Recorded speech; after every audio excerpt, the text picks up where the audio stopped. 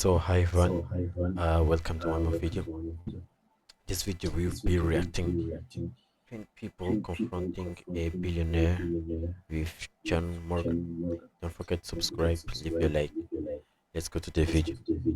Here, and we've heard you talk about your jet and Maui and your three homes and the money that sits in your account that you don't care to touch.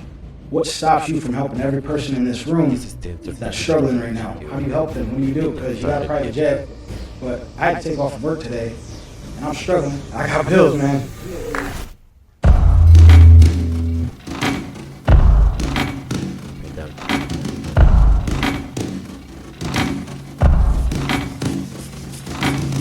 I'm John Morgan, the founder of Morgan & Morgan, America's largest injury law firm. And according to Forbes, I'm a billionaire.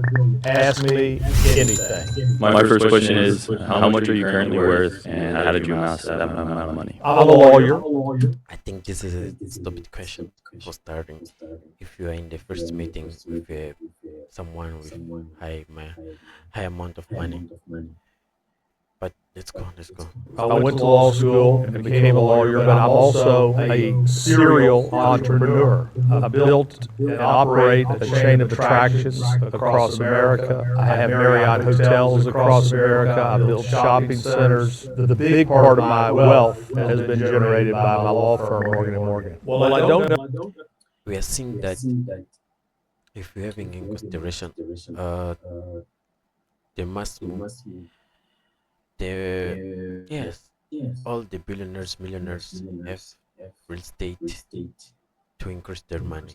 I think that's something that we need to implement in our lives. Know exactly how much I'm worth. I used to tell my kids when they were little, when their friends would ask them, are we rich or not? I said, the answer is this, we're comfortable. What do you mean comfortable? Like, you definitely have way more than just being comfortable. You live a luxury life. Do you call being worth $1 billion comfortable? Very. And but you don't feel like it because you don't spend it. When you grow up a certain way, it's not like it's changed much in my life. I'm in the same house. I don't spend the money that you would think I'd spend. It's odd because you have all this money in the bank, but it doesn't really change what you do day to day. My question for you is, Something he told you is that he got money, but didn't change the habits, where you come from, everything. But if we get some money, we will change to Dubai, Miami, and other country because we want to show other people that we have money. We need to change that. what stops you from using your wealth to change somebody's life? Nothing. Listen, I live 3 places. I live in Florida, I live in Maui, Hawaii, and I live in New Hampshire. But I've taken my wealth and done certain things. Like in Florida where I live, I ran a constitutional amendment twice to legalize medical marijuana. I lost the first time, but I won the second time with 72% of the vote. I believe that income inequality is the #1 issue facing America today. The rich are getting richer, the poor are getting poorer. And every day the gulf is getting wider. So what did I do? I ran a constitutional amendment. I spent tens of millions of dollars to raise the minimum wage from $8 an hour to $15 an hour in Florida. That's a doubling of the minimum wage. So I take that money that I make and I run those constitutional amendments and I've put money into food banks and coalition for the homeless, and it goes on and on. And I will tell you this, not to pat me on the back too much about it, because I don't really feel it. I don't really feel it. I was at lunch the other day, and this woman walks up to me and says, John, I just want to thank you and your wife for the donation you made to iDignity. I didn't know what iDignity was. I said, how much do we give? She said, $500,000. It turns out that my wife had given the money. By the way, if you want money, call my wife. And iDignity is a place for the poorest of the poor to get identification, because more and more in this country, you need to have identification just to get food stamps. I believe when you make this kind of money, you have an obligation to give back. You don't feel it. It doesn't hurt you. You can look at me and know I'm not missing too many meals. So I don't feel like I'm doing anything special. I feel like I'm doing what I'm supposed to do. So I'm going to try to rephrase it. What stops you from getting out that car at the moment where you and your son, you seen the homeless person? What stopped you from changing that person's life? Well, we have, and I do get out of the car sometimes. When I pull up to a stoplight and there's somebody out there begging for food, even if they look like they've been eating donuts for the last 10 years, I give them money because I'm not going to judge them. I look at it this way. They're out there on the street in the heat. I don't know what they're doing out there, but you know what? It's not my job to judge. I feel Money needs to move. Move. It's a circle. You give them money and you get more money if you make your donations or everything else. Money need to move something directly. Like a lot of billionaires, they say the same thing. They say they do donate and they do give to people. You give to organizations and large conglomerates that take your money and they break it up and they throw it around. You're not handing something. I tell this because money is about energy. So you are increasing the energy. So if you help someone to go in a higher energy frequency, you probably will get the much higher than that you are in. And yes, we need to make money move something. We don't need to want the money only for us. Down to help somebody who really needs it. What does it matter? You're in the law field, and that's how you've amassed your network and everything that you've earned. If you had to start over in a different industry, what would you be in order to become a billionaire again? I don't even know how it happened in the first place. So it's like keep waiting to wake up, and it was all a dream. Like, how did this happen? Listen, here's my problem. I suck in math and I suck in science, so there's not many jobs left for me after that. But my gut tells me I want to go to Wall Street and make deals like that. But what I would probably do is stay in the attraction business that I'm in. I love that business because there's no fighting. And I did it as a hobby. I've always thought what I could have done with my attraction and amusement business if I had it full time instead of. It was more like collecting stamps than anything, to tell you the truth. So you made some comments about liking capitalism and how much legislation you did for raising the minimum wage for $15 an hour here in Florida. Is there anyone at your law firm or your multiple businesses that you're paying less than $15 an hour now? No. And I wasn't paying less then because I believe that a living wage is a civil right. I also believe that retaining employees with a living wage and bonuses is good for business. I believe by paying more to my employees, I keep them, attrition is lower, and believe it or not, although it sounds backwards, I believe by paying more, I make more because I keep people, and my people are really all I have. So in your opinion, why aren't other billionaires doing? So it's what I told before, that money needs to move among everybody. Yes, something we need to learn.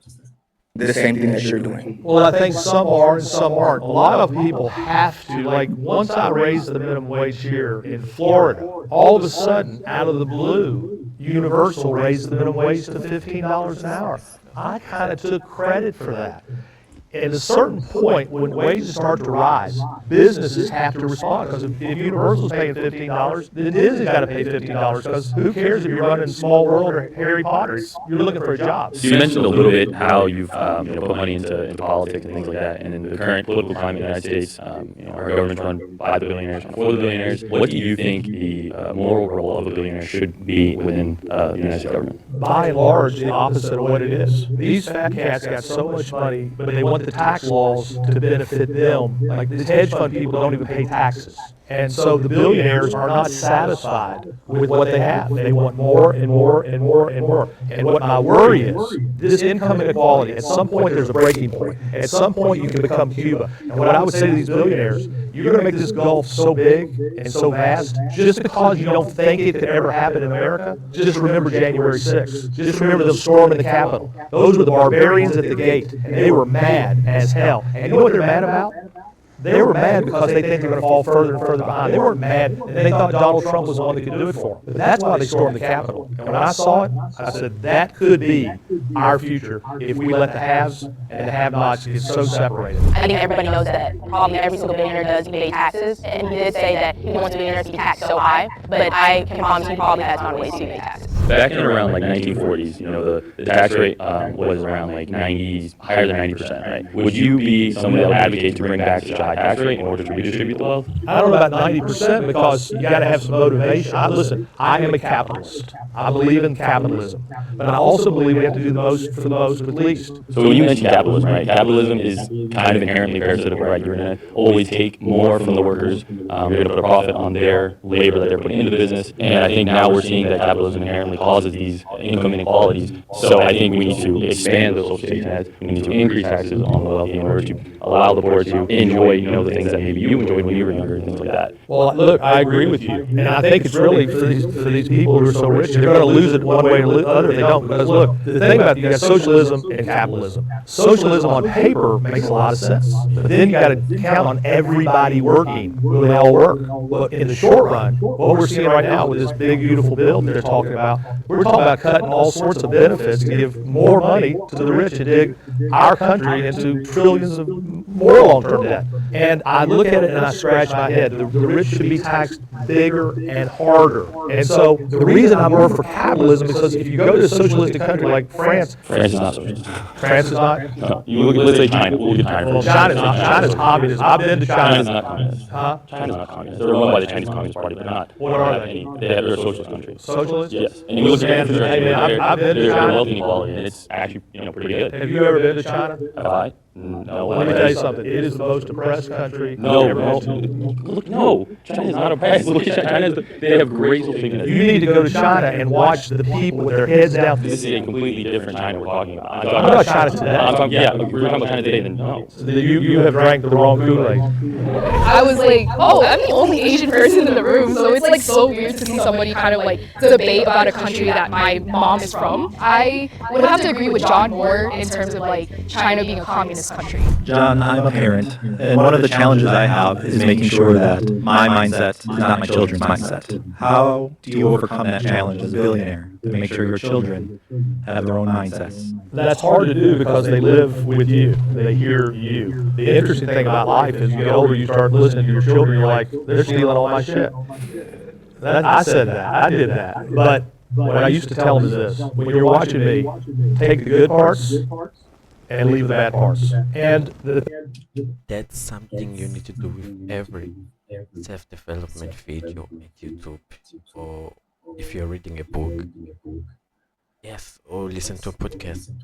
You only filter the good things that you think that make sense and you can implement. Maybe you can read the book with 12 chapters, but only one chapter can change your life. One chapter can make the difference for you. So take this in consideration. Filter what you consume. the thing I used to tell my kids is the only thing that I want you to be. I don't care what you are other than this. I want you to be a compassionate human being. I want you to put other people first. And that's the only mindset that I wanted them to take. And I think that they have done that. One of my goals, I think, is to make my kids better than me. What's your main challenge that you see as a billionaire making your kids better than you? The main challenge is that your children do not feel entitled. There's nothing worse than an entitled person, somebody who was born with a silver spoon stuck up their butt, and they become the worst person in the world. I never bought my kids nice cars because I knew they were going to be dinged. And you have to make your kids work. You have to have consequences that are consistent. But the main thing you have to do, if I was giving advice as a parent, you got to spend a whole lot of time. It's all about the time. And remember this, your child is one friend away from total disaster. And when you see that friend, you got to separate that friend as hard as it is. So you just mentioned that when He talked about something that's very important, and we are seeing that most people are not taking in consideration, but many people have been talking now, many YouTubers of self-development, is about the father presence in the kid's life. I will not talk here. Maybe I will react a video about this. So make sure you subscribe to the channel and share this. When you have a child who is having a friend that you find them to be not good for them, essentially, that you have to do what you can to separate them. As a billionaire, what does that entail for you? Well, you can only do so much. I mean, I've only separated two friends in all the years. And one was a kid who used to come over, and he just reeked of marijuana, and he was stoned, and I just had a bad vibe. And I said, look, so you can't go there, and he can't come over here. My son Matthew was enraged. You can't tell me who's going to be my friend. I said, I'm telling you, you can't go there, and they can't come here. But you can't stop them at school. You can't stop them at a certain. Maybe this simple phrase can change everything and save your family, your son, your daughter. Yes, something that we need to take. Point. Later in life, I was justified because that kid that I was worried about ended up in prison. I'm someone who works with youth in Orlando. I spend every moment of my days to coach and develop the youth in Orlando. And I work with at-risk youth. And one of the biggest things that I have seen in Orlando is that since medical marijuana was passed as a bill in Florida, marijuana use has become normalized among the youth and those that are underage. One of the things that you mentioned earlier is that you didn't allow your son to be friends with someone who smoked pot because he smelled loud and he smoked weed. So why would you advocate for a bill like that to be passed when you kicked someone out of your family circle who was smoking weed themselves? When my brother was paralyzed, they had him on Percocet, Xanax, and everything else. The only thing that gave him relief, immediate relief, was marijuana. Listen, I believe that marijuana use at an early age fries the mind. I drug tested my children a lot. And my son Matthew failed that drug test a lot. But here's the difference. Would I rather have my brother taking marijuana gummy or opioids, fentanyl? It's a no-brainer. So I don't think marijuana use is on the rise. Let me tell you something. If you want marijuana today, go to any middle school in America, and we'll have a nickel bag real fast. Yeah. So do you feel that there's an ethical gray area when it comes to use of marijuana or other drugs in the youth or in adults in our country? And do you think that that leads to potentially a ethical gray area for you as a billionaire as it relates to other things in your life? Medical marijuana, no way. Because listen, where I think the unethical conduct is coming from is from the pharmaceutical industry. Marijuana is a plant that was put into earth by God or by nature, and it works. I don't know how it works. I don't know how aloe works. When you rub aloe on sunscreen, it goes away. So I feel very good, morally, ethically, every single way about what I did with medical marijuana. And here's the proof in the pudding. 1 million people in Florida have a card, and guess who uses it mostly? People 65 and older. Go to the marijuana stores, look at the marijuana stores, look who's going in. It ain't kids, it's me. Yeah, so I'm still really confused about the marijuana thing. I feel like with a lot of billionaires, they do want to care for people, but they. So he's telling that marijuana it's only for medical benefits like aloe and other plants and seeds. Cool. It's cool.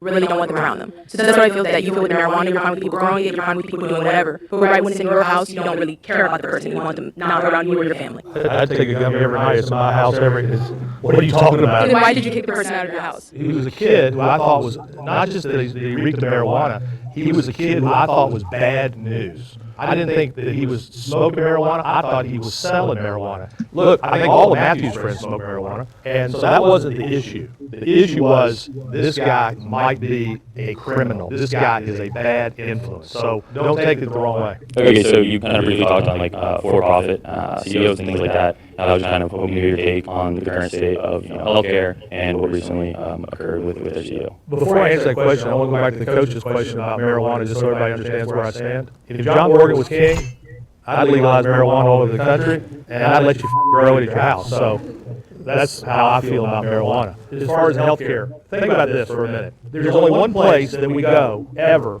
and we never ask what it costs. When you go to get your hair cut, what's the cost? When you go to buy a candy bar, what's the cost? When you walk into a hospital, none of us ever ask what it's going to cost. You can get a Tylenol pill over here for $20, it could be $1 at the other hospital. The of the insurance industry by healthcare is awful. It's off the charts. Our pharmaceuticals in this country are way more money than pharmaceuticals in his favorite country, China.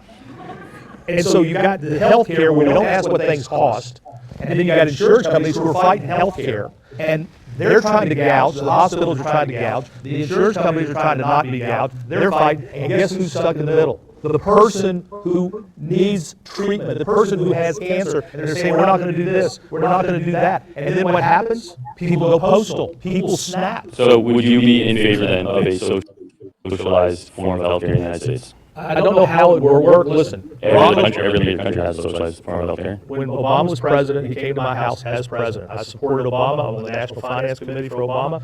And one of the things that I really liked about Obama was Obamacare. A lot of people lost their House seats for voting for Obamacare. So, listen, I'm all ears about anything we can do to get more medicine and more treatment to people. My brother-in-law is a physician up in Haines City, Florida. I have a clinic called the Morgan Clinic where he runs it, I fund it, and we take care of everybody who has lost in the system who can't get care. How do you deal with profiting over other people's injuries in your law firm? Every business is in business to make a profit. If you don't have a profit, you don't have a business. On the other side of me and on the other side of my clients are insurance companies. Insurance companies do this. They take in premiums and they try not to pay claims. When they try not to pay claims fairly, that's when I'm hired. When I'm hired, the people who are hiring me cannot afford a lawyer by the hour. And the insurance industry, they live in this world.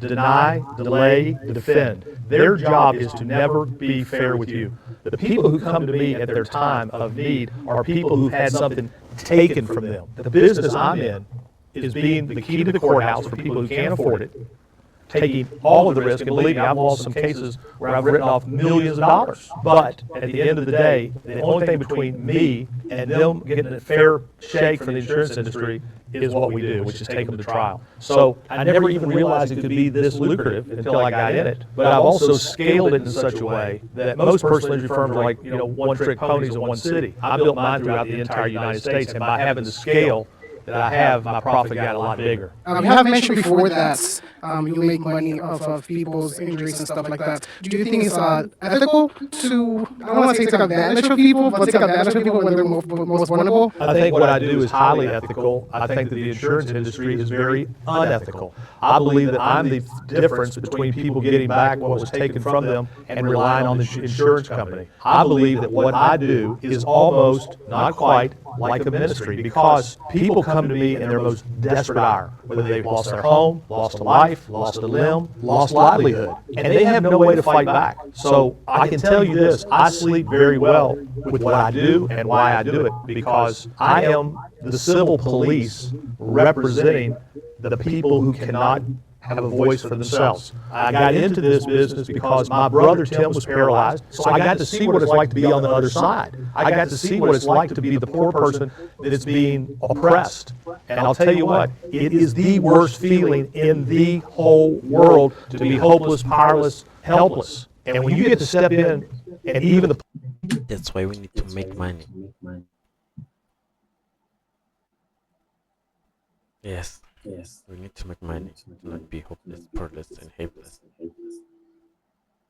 If you start using money with things you don't want, you will start selling what you want to get money.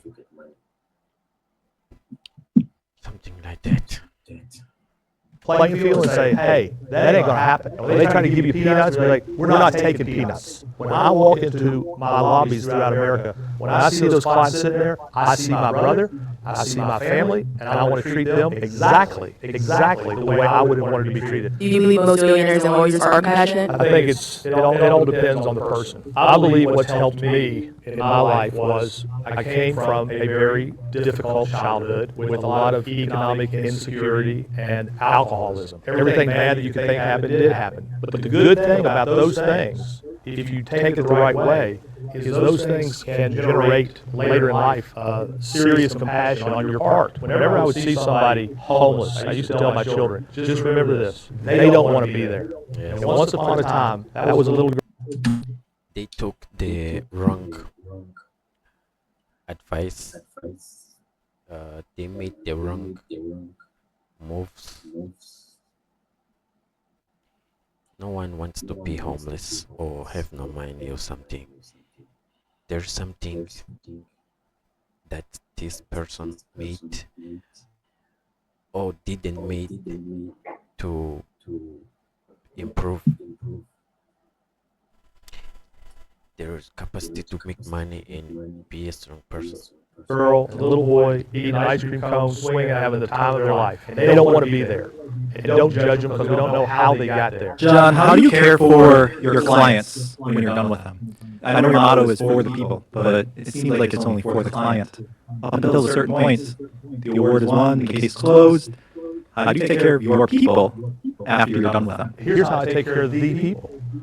I changed conduct. I just got a big verdict against Takata airbags down in Miami a few weeks ago. I can promise you this, because of my cases, Takata is changing their conduct. I'm one of the lawyers on the opioid cases. These pharmaceutical companies were killing us. That's not happening anymore. I have cases against the tobacco industry. The tobacco industry is in the business of premeditated murder. These are evil, evil, evil companies. And so, for the people, not my clients' people, the people who I'll never represent, the people who will never know me, I'm changing conduct. My question to you, throughout law school, I heard a lot that lawyers are the reason why insurance costs so much and it's expensive. So what is your take on that? We've heard that from the insurance industry. There's been tort reform after tort reform all across America. And you know why they have this, what's called tort reform, to take away your rights, my rights, their rights. They say, we're going to take certain rights away from you, and then your rates are going to go down. But here's what's never happened. They've never tied one of those bills to a mandatory decrease of insurance premiums. These insurance companies take premiums in, they make bad investments, and then they say, oh, the lawyers are causing us to make bad investments. No, the lawyers aren't the problem. The insurance companies who run their companies poorly are the problem. And they just want bigger profits. And by the way, when you go home, Google their profits. Google what their CEOs are making. They're not hurting. They're making a lot of money. If you lost all your wealth tomorrow, what would be your next step in this struggling economy? Do you think you could pull it off? Do you think you could be just as successful? I think if I did this again, I would not be this successful. This has been a series of left turns and right turns, and all of a sudden you end up here. I'm not arrogant enough. I believe that 99% of what's happened to me is luck or blessings or whatever you want to call it. I'm a pastor. I think that the strategy you are using maybe today, or that you use it 20 years ago, maybe cannot work. We are seeing nowadays that internet is here to change everything. Many business started without internet, online marketing, but today if you don't have this, you are out of the market. You will not succeed. And one of the core tenets of many faith systems in the world is a rejection of possessions and wealth. Do you feel like you had to sacrifice part of yourself or your faith or your family to be able to get where you are today? Not at all, because my faith has been at the forefront of everything I've done. It's the teachings from my faith guide me not only in my life, but in my business life. And those lessons are fairly clear to me. Do I think I need to take a vow of poverty? I don't think so. If I'd done that, I would have been a Catholic priest. So no, I have never found a conflict in making money in my faith. I think the conflict would be if I made money and didn't use my money for what I've been taught to use my money for. What my goal is I don't live anywhere near what I make, except my jet, and that is excess. But I don't live that way, and my goal now is that I think my children are set. I do not want to leave the government one penny. If you want to see your money wasted, give it to Congress. And what I want to do is I want to do as much as I can while I'm alive and leave a huge amount of money into a foundation, and that will say that foundation, faith without works is dead. I personally work at my family's cafe, and I was wondering how much do you normally tip customer service workers that are in serving positions? $100, and I'll tell you why. We're a member of 3 different churches, and my wife gives away, I don't even know what she gives to these churches. But I am much more interested in leaving $100 tips for my servers and for the people who cut my hair than throwing $100 in the collection plate, because $100 to somebody can change their day. I got a case one time where a little boy was killed by a bus in Jacksonville. My investigator called me and said, I just think I'd tell you how we got this case. I said, how? He said, the woman met you once. I said, when did she meet me? 5 years ago. Where? It was Christmas Eve at Bob Evans, and I went there for breakfast with my daughter, and she told my investigator, and he left me a $100 tip. That's why she called me. So I don't know where your cafe is, but let me know, and I'll come in and leave you a $100 tip. You need to make difference into someone's life. Yes, that's something that we need to improve and know how, because if we change and we make some change someone's life, there are more chance to be remembered by this person, and someday we don't know this person can help us, and we can live his life with this. So if you have something, maybe cannot be money, can be your tip, your knowledge, share with someone every day. In 1 year, how many people you can help? Make this answer for you and search a way to help people. Let you know that's an amazing tip. Thank you, John. Do you believe it's justifiable to be worth $1 billion while millions live in poverty? No. If I could undo it all and let us all be the same, that's what I would do. Okay, and do you believe, because I heard something about how you don't agree with the government spending, which I I don't agree. I don't agree. I don't agree. If we all have the money, maybe same amount of money, there will be no work, too much laziness. Uh, sorry, everybody will be lazy because we will be comfortable. But the truth is, those who are too wise will get all the money from the other people who don't know how the money works. Because yes, the money only goes for those who knows how the money works, how the world works, and that's how we need to know how to make the money come from us, to attract the money, have something valuable to someone to pay us, to help us to get money. think you agree with, so how would you split up the money? The most to the most with the least. I believe that there are people that are, and I don't believe it, I know it. When you go out to the Morgan Hunger Relief Center, the people that are walking in there are not the homeless. They're walking in there dressed in work clothes with their children to get free food. And it's an abomination. Yeah, because I go to the University of Florida because I remember you mentioning it. And one thing I've noticed as a college student is that there's a lot of corruption throughout it, from the president, even from student government funneling millions. And then when I look into to see what happens to them, nothing really happened. They didn't go to jail or anything. Look, University of Florida, they hired this president who was just a buddy of the governor's, and he came up there to the University of Florida and took so much money, and he's still on the payroll. Yeah, that's what a lot of college students are talking about. It's an outrage. By the way, when you Google those articles, the alligator, I'm all over those articles, ripping him a new. So you just mentioned that everyone's a politician now, but you also said that you also have done at least two different things with legislation. So would you consider yourself to also be a politician? Sorta. There's everybody wants me to run for governor of Florida right now. When I go to the White House, they take me to the side and show me polling on me. But there's a side of me that thinks I could be good at it, but then there's a side of me that really enjoys living in Maui half the year. So I became sort of a politician because, listen, they were fighting me hard on the minimum wage. They were fighting me hard on medical marijuana.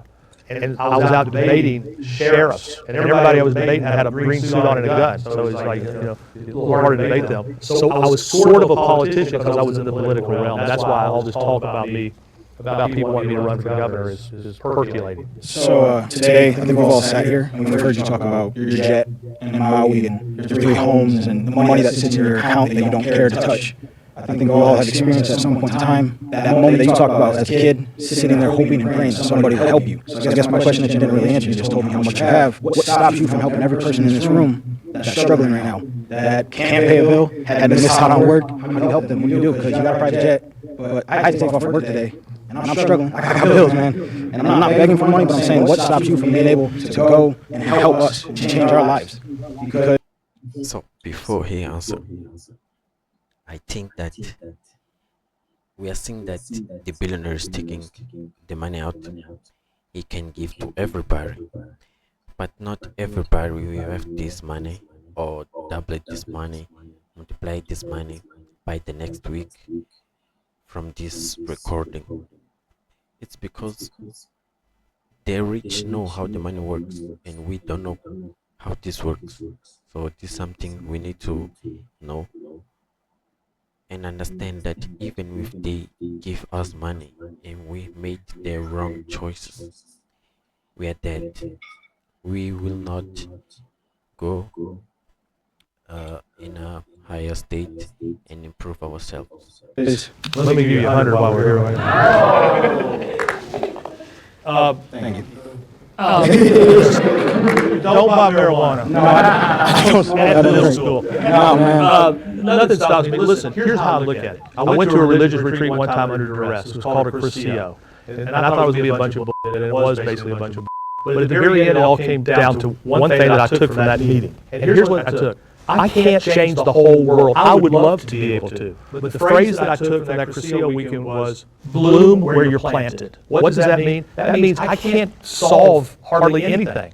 But every once in a while, I'll get a God whisper, somebody asking, and I think back to that Crescio, and it's like, bloom where you're planted. And I feel like at this moment, that's what I'm being asked to do. And I can only do so much. I'm trying to manage my money so that at the end of it all, it can have the greatest bang for its buck. You know, if I'm being completely honest, I'm not sure if there's anything that would have been a perfect answer, just because he's really good at talking to you, and he's a likable guy.